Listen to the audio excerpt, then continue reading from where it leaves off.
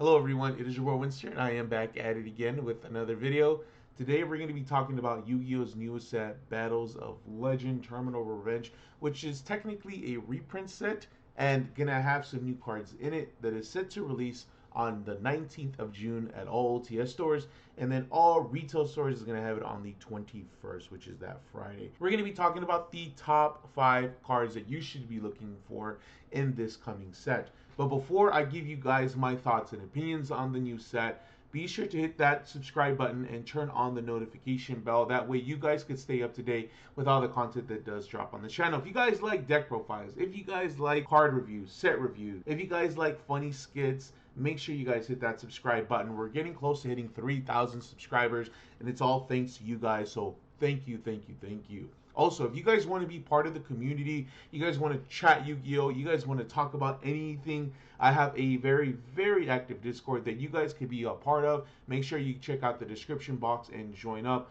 I think we're getting close to 200 people there. And thank you for everyone who pulls up, man. Be part of the community. I have a very active TikTok, Twitter, and Twitch. Make sure you guys check that out. It's going to be in the description box. If you guys are looking to buy Yu-Gi-Oh cards, I am a seller on TCG. You guys can go ahead and buy off of my store. I update that pretty regularly, so go ahead and check that out. But let's jump right into today's video. I have a honorable mention that I feel a lot of people are overlooking. We got Shining Star Dragon. This card is amazing. It's a level 4 effect dragon light monster. Unfortunately, it only comes in high rarity in this set, which you only get one per pack, which is secret, and then it does come in quarter century rare, which in my opinion is going to look amazing when this card drops. But its effect during your opponent's main phase. If this card is in your hand, you can target one dragon synchro monster in your graveyard, special summon this card, and if you do, special summon that target. Its effects are negated, then immediately after this card resolves, you can synchro summon one dragon synchro monster using this card you control. You could only use each effect of this card once per turn. A dragon monster synchro summon using this card as material cannot be destroyed by battle. I definitely could understand why a lot of people are overlooking this card. The fact that it's a secret rare, other than its effect to quick summon, it doesn't have another way to special summon, and even then, this card can only be activated on your opponent's main phase, which in my opinion is pretty restrictive, but in the future, I could really see this card being a staple or maybe a one-of in any Synchron deck. Only time can tell. It obviously has great synergy with like Adventure Synchron or just Synchron in general, maybe Red Dragon Archfiend, maybe Stardust. But I do feel like a lot of people are overlooking this card. I can't wait until the community comes together and actually finds a way to utilize this card's effect really well, because I think it's phenomenal. So coming at number 5 on this list, we got two cards. I cheated, I apologize, but I wanted to share the spotlight for very important cards that needed a reprint. We got Substitoad and we got Aromatherapy Jasmine. Two very powerful cards and two focal points of their respective strategy. Aromatherapy being for plants, and then Substitoad being for frogs in older formats. Aromatherapy has an amazing effect. Whatever it points to, it contribute and special summon any plant. On top of that, it's somewhat generic, and it's great support for Ragnarenka, newly released, Rika, Traptrix, and it special summons any plant from the deck, which is absolutely amazing. The only other print of the card is in dual power. As Substitoad, very powerful in older formats. I don't keep up with older formats too much, but I know it is a focal point there. Recently coming off the ban list and only being able to play at 1, this card was really, really expensive. And the same thing could be said about Jasmine. They were both around the $20 to $25 range. I think the one downside to this reprint is that it only comes in a secret in both cases, and with that, Konami is pretty widely known as being short printing certain cards, and I can only imagine that Substitoad and this card are going to be shorter printed. And on top of that, you only get one secret per pack, so it's even going to be harder to pull because there is a huge pool of cards that are secret rare in this set. So I think that is the only downside, but it does bring a lot of light that Konami is paying attention to the community and listening to what we need reprinted. These two definitely need it. Okay, guys, I cheated. I apologize. I'm so sorry. I got two cards again at my number 4 spot. It's so hard making a top 5 when a lot of these cards are reprints that definitely needed them.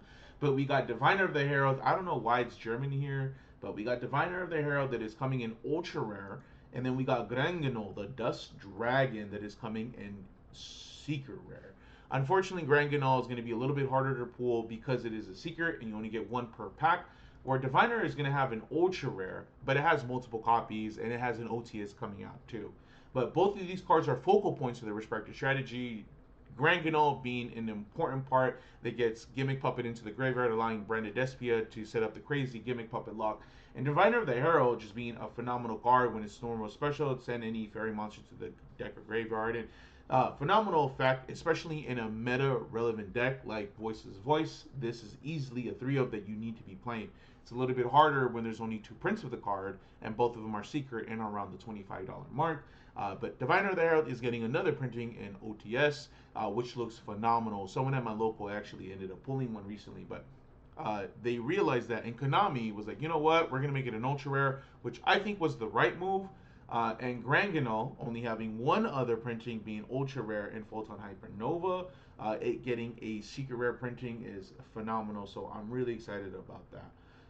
But both of these cards needed another reprint because they're both around the same price range, even with the OTS, the Ultimate Rare for Diviner, and the other printing of Grand Ganol Starlight. So again, I don't think anyone's gonna want to pay for that. So coming in at number 3, we got Repair Genix Controller. Guys, this card is looking absolutely crazy. The way you summon it, 1 level 4 lower Genix monster. It's a dark effect Link 1 monster, which is crazy. You know how strong Link 1s could be. Its effect is you can only special summon this card or copies of this card once per turn. If this card is link summoned, you could add 1 Genix monster from your graveyard to your hand. Once per chain, if a Genix monster is added to your hand except by drawing it, you can immediately after this effect resolves normal summon 1 Genix monster. Also, you cannot special summon monster from the extra deck for the rest of the turn except by synchro summoning using a Genix tuner as material. This card is absolutely crazy. I saw the combo tutorial or even combos with this card ends on some crazy, crazy boards. Cyber's Quantum Dragon, its new boss monster that comes out, Crystal Clearwing Dragon, is just absolutely insane. Now, to say that this card single-handedly is going to bring Genix back from the grave, I don't know, but it definitely feels like it has a lot of potential. This card is extremely hyped. Being a secret rare, it's going to be a little hard to pull, and this is going to be the only printing of the card.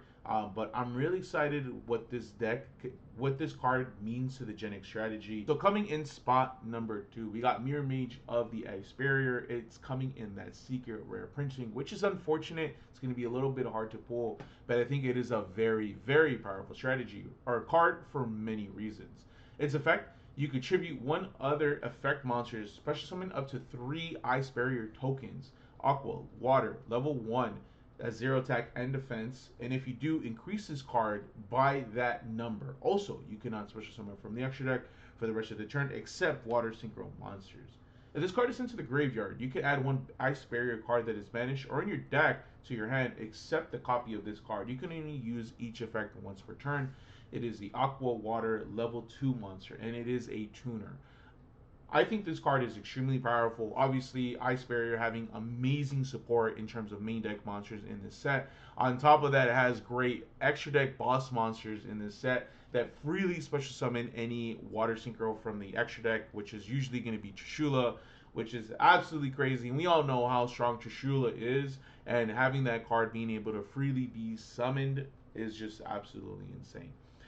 But not only because of that reason, but new fish support that's going to be coming out. This could potentially work with that. Current fish support like Goaty being a very powerful strategy in its own right. White Aurora that also works with Goaty. This could be potentially Splash and Sprite. I don't know how much synergy they will be in there, considering that it could be summoned off of Gigantic, but you're locked into level 2s after that effect resolves. So only time could tell, but I'm really excited what this means for Ice Barrier. I think the art looks amazing, and hopefully this is the support that they needed maybe to bringing up a few tiers. Coming in at number 1, we got Phantom of Yubel. I don't think there was an argument of what was going to be number 1 on this list, because this card, even though I'm not the biggest fan of the strategy, it is a phenomenal card for the strategy. It is a Dark Effect Fusion level 9. It is its materials are 1 Yubel monster plus 1 fiend with 0 attack or 0 defense. You can literally two Yubels and that works. Its effect must be special summoned from your extra deck by shuffling the cards above from your hand, field, and or graveyard into the deck slash extra deck, which is freaking crazy. You don't need polymerization. Cannot be used as fusion material. Cannot be destroyed by battle. Also, you take no battle damage from battles involving this card. When your opponent activates a effect, quick effect, you contribute this card. That effect becomes your opponent destroys one Yubel monster in their hand, deck, or field. You can only use each effect of this card once per turn. So it's a negating effect that really doesn't negate, which is freaking crazy. This card is super, super powerful. It's definitely going to be a 3 of for the strategy. The art looks freaking amazing. I don't think there was really much of an argument what was going to be number one. But this really pushes the strategy to new fields, right? Having like a very powerful interaction, not just with like Eternal Favorite, the trap card that just fusions all your stuff away and can be responded to, but this now turns anything that your opponent tries to activate alongside being able to play hand traps in the deck. This card turns it into, well, now pop one of my cards, and now I start extending on your turn potentially. Or maybe Ash, right? You try to Ash something. No, I'm going to activate this, which is absolutely bonkers. Such a powerful card. This really, I think, propels Yubel into that next tier, maybe tier 1 or maybe tier 0, because so many freaking people play this deck. That is just my opinion on the matter. Let me know what you guys think of in the description. It is going to be secret rare, goes without saying, and it does come with that quarter century rare as well. This card is going to be freaking expensive. At pre-sale, it's already going for high prices, so look out. If you pull it, sell it immediately. But guys, that is going to be it for today's video. Let me know in the comment section what you guys think.